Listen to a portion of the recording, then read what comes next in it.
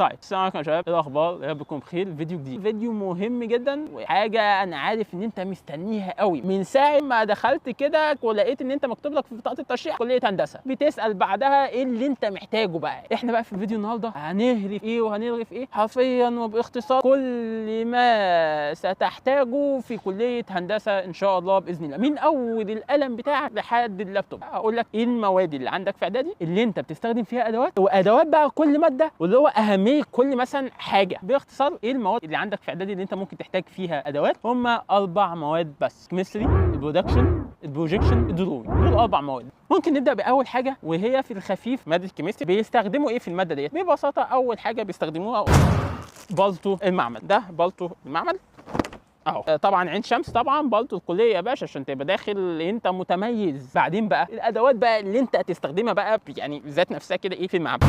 التيوبس هتحتاج قد